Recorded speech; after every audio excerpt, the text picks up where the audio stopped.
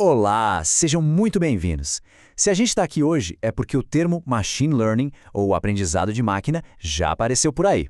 E olha, eu sei que às vezes pode parecer uma coisa de outro mundo, quase mágica, mas o meu objetivo aqui é bem simples.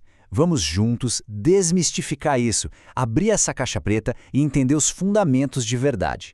No final, a ideia é que fique claro que não tem mágica nenhuma, e sim uma lógica muito, mas muito poderosa.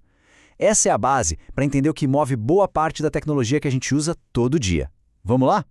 Bom, para a gente construir um conhecimento que fica, a gente precisa de um bom alicerce, de um mapa.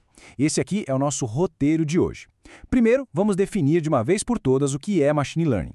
Depois, a gente desmonta a máquina para ver as peças principais. Aí, o ponto central de tudo. Como é que ela aprende de fato?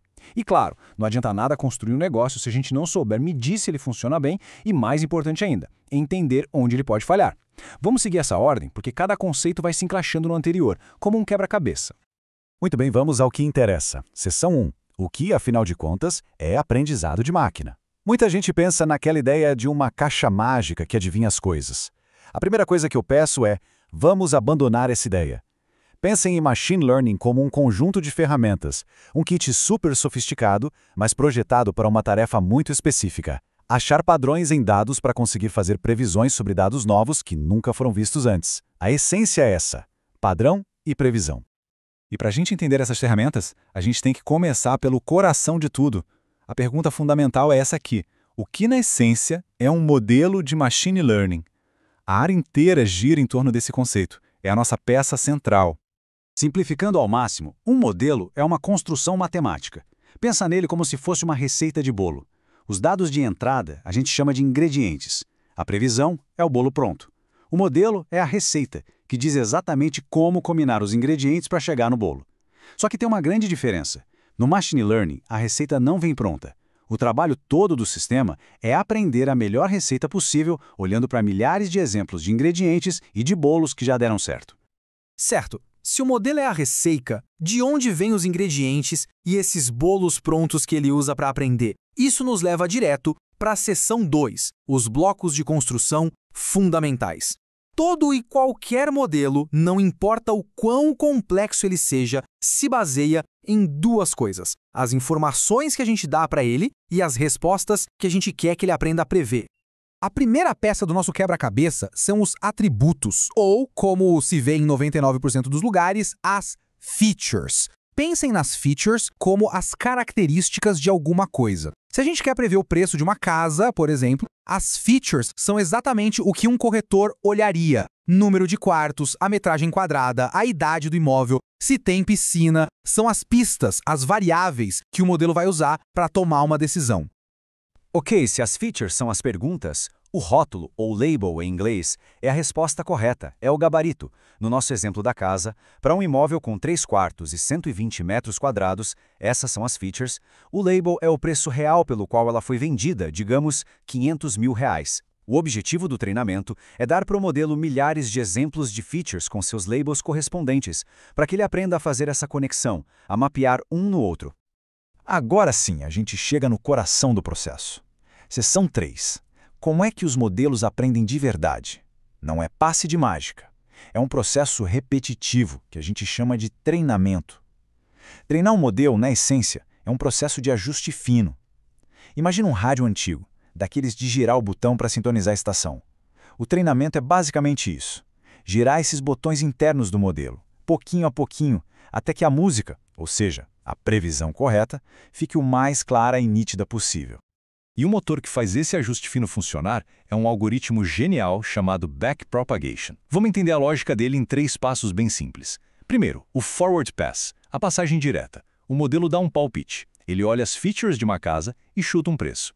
Segundo passo, calcular a perda. Ele compara o palpite dele com o preço real, o label, e mede o quão longe ele passou. Esse erro é o que a gente chama de perda ou loss. E aí vem a parte inteligente, o Backward Pass, a passagem reversa. Com base no tamanho do erro, o modelo ajusta seus pesos internos, que são aqueles botões de sintonia que eu falei. Se errou por muito, ele gira os botões com mais força. Se errou por pouco, faz só um ajuste fino. E esse ciclo se repete milhares, às vezes milhões de vezes. Palpita, mede o erro, corrige. Palpita, mede o erro, corrige. E no final das contas, tudo pode ser resumido nesta frase aqui. O objetivo do treinamento é minimizar a perda retornada por uma função de perda. Todo esse esforço computacional, todo esse ciclo tem um único e exclusivo propósito: fazer com que o erro do modelo, a tal da perda, seja o menor possível. Ótimo. Nosso modelo passou por milhares desses ciclos de treinamento. Ele está pronto. Mas a pergunta é, será que ele aprendeu direito? É como um professor que aplica uma prova depois de dar a matéria. A gente precisa avaliar nosso modelo. E com isso, entramos na seção 4, medindo o sucesso. Esse aqui é o boletim de notas do nosso modelo. A primeira métrica que vem à cabeça e a mais famosa de todas é a acurácia. A lógica é bem direta. De todas as previsões que o modelo fez, qual a porcentagem que ele acertou? Se de 100 palpites ele acertou 95, a acurácia é de 95%. Parece a nota final perfeita, não é? Mas eu já vou adiantar uma coisa. Cuidado. A acurácia pode ser uma métrica muito, mas muito enganosa. Guardem essa informação. Para uma análise mais séria, a gente precisa de métricas mais espertas. A primeira delas é a precisão. A pergunta que ela responde é a seguinte: de todas as vezes que o modelo disse sim, quantas vezes ele estava certo? Pensa num filtro de spam. A precisão mede o seguinte: de todos os e-mails que o filtro jogou na caixa de spam, quantos eram realmente spam? É uma medida de qualidade dos acertos, não da quantidade total. E a parceira da precisão é o recall, que às vezes o pessoal chama de revocação ou sensibilidade. A pergunta aqui é outra, é o inverso. De todos os sims que realmente existiam, quantos o modelo conseguiu achar? Voltando ao filtro de spam. De todos os e-mails de spam que chegaram na sua caixa de entrada, quantos o filtro conseguiu capturar? O foco do recall é na cobertura, é em não deixar nada importante passar batido. E aqui está o pulo do gato. Existe um cabo de guerra constante entre precisão e recall. Ter uma precisão alta significa evitar os falsos positivos. No nosso exemplo, significa não jogar um e-mail importante, tipo uma proposta de emprego, na caixa de spam por engano. O custo desse erro é alto. Já ter um recall alto significa evitar os falsos negativos. Significa garantir que nenhum e-mail perigoso, de phishing, passe pelo filtro e chegue na sua caixa de entrada. O custo desse erro também é altíssimo. Para cada problema, a gente precisa decidir: o que é pior? Incomodar com um alarme falso, que é um erro de precisão, ou deixar passar um perigo real, que é um erro de recall. E isso nos traz a nossa lição final, e talvez a mais importante de todas, seção 5, a armadilha da acurácia. Vamos ver na prática como um modelo que acerta 99% das vezes pode ser, na verdade, 100% inútil. Vamos fazer um experimento mental. Imagine que a gente criou um modelo para prever se vai nevar numa cidade no meio do deserto. O histórico de lá mostra que só neva em média 25 dias a cada 100 anos. É um evento raríssimo. E aí o nosso modelo aprende uma estratégia muito esperta, ele simplesmente prevê não vai nevar todo o santo dia, sem exceção. Tecnicamente, esse é um problema de classes desbalanceadas. Um evento é muito, mas muito mais raro que o outro. E qual seria a acurácia desse modelo? Pasmem, um valor impressionante, 99,93%. Se a gente olhasse só para esse número, a gente ia pensar, nossa, que modelo fantástico, um sucesso absoluto. Mas será mesmo?